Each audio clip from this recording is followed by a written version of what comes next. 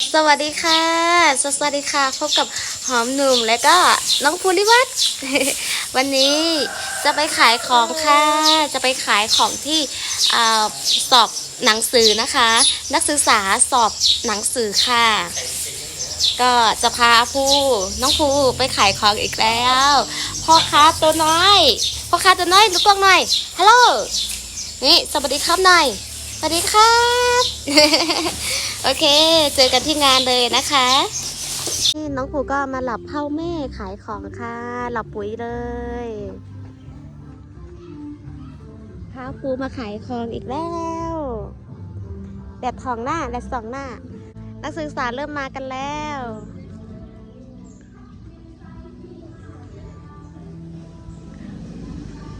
ไว้หอมหนุ่มถ่ายให้ดูอีกนะคะ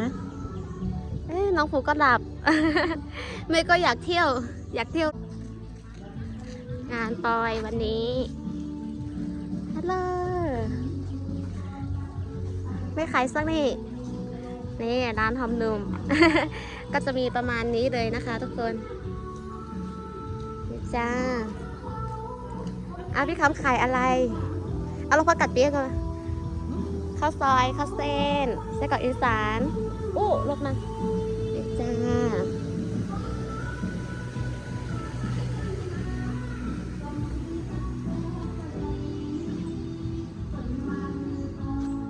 ที่เขียนจื่อเฮานั่นนะ เริ่มจะสอบแล้วจอซัง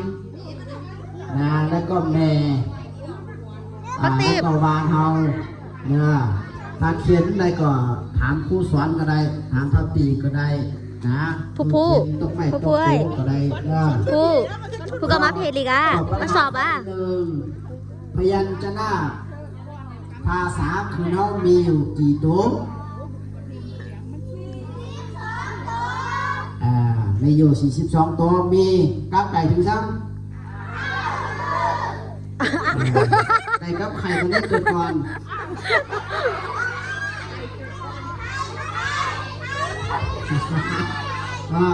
ถ้าตอบได้ก่อนแม่นะแล้วก็ข้อที่2สลา8ตัวไม่ช่างมองแล้วก็สระ42ตัวมีตั้งนานี่ทำบอโซ่ของแบบอันนี้กลับมาเขาที่ได้ไปทาเปิดมาเขาก็ที่ได้นั่นนะที่ได้ได้เตรียมไว้นะเขาที่ไปสำคัญในเวงไปกรรมการเปิดนะแล้วก็มีเฮียนดีหนองตองแล้วก็เห็นดีซีพุ่มแล้วก็เห็นดีไหลไข่นะปีนี้เปิดใหม่ว่าโบวันเขียนชื่อโบกรรมนะเนี่ย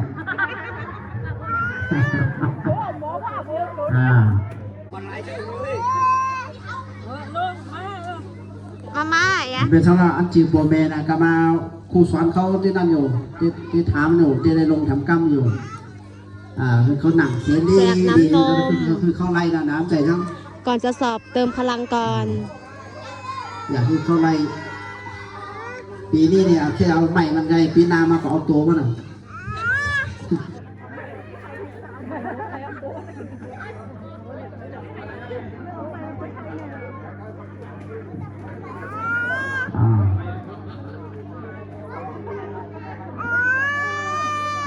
อย่าไปคิดเดินนำโน้นเลย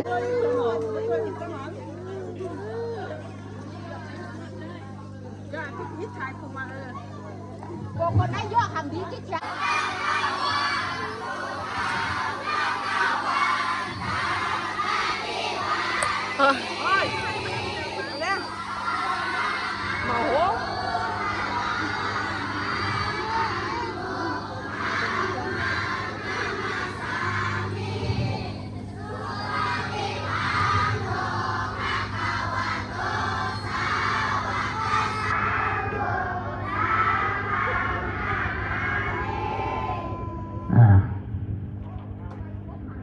ก็ได้ก่อเขาได้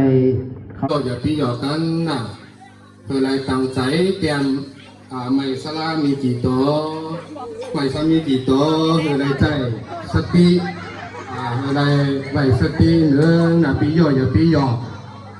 อย่าปีเรียนกันตั้งใจเตรียมออกมาคือพองามงามโดดีก้าไก่ก็คืองามงามข้าไข่ก็คือได้งามงามเนาะปีนี้ก็โรงเรียนพุทธศาสนาภาคบุรุษของเขาในเอื่นวัดสาวเมืองจิงตุงของเขาตัวหัวคอปอกทนปีหนึ่งด้วยปอกทนปีหนึ่งให้ได้เตรียมใส่น้ำปัดหนึ่งออกมานะ42ตัวหลอดมั่วเขียนไปเหมือนเมื่อเฮาเห็นอันเฮาจำได้คือก็เขียนไปอันนั้นนะถ้าจำได้ก็มีกี่ขาเนี่ย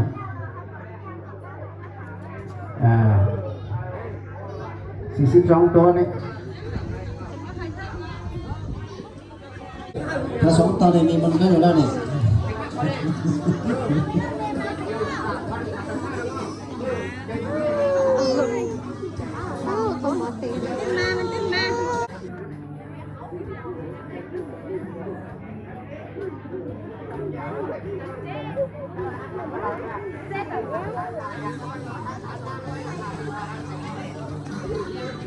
นี่เขากับมอสจะมัน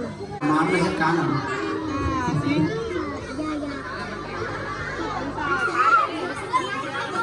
เอามาอินไลน์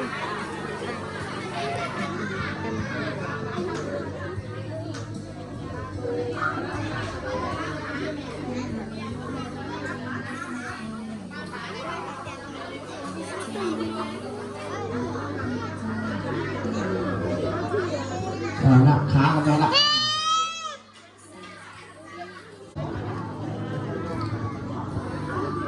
เวลา 12 โมงกลางวันที่เลยจ้านะมีฟอนกาให้ก่อปันรางวัลเนาะ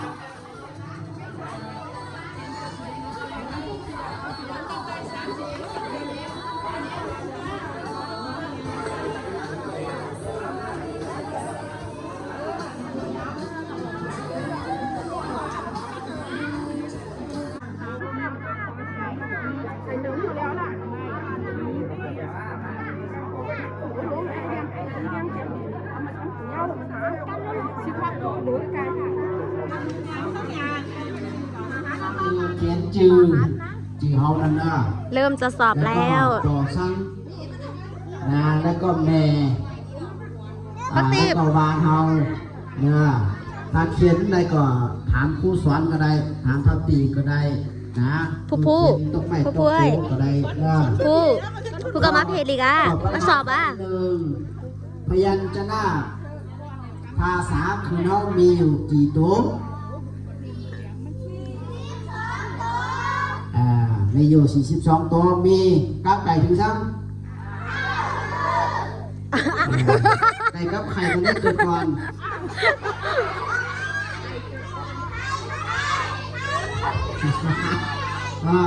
ถ้าตอบได้ก่อนแม่เนาะแล้วก็ข้อที่2สมา8ตัวไม่ช่างพอง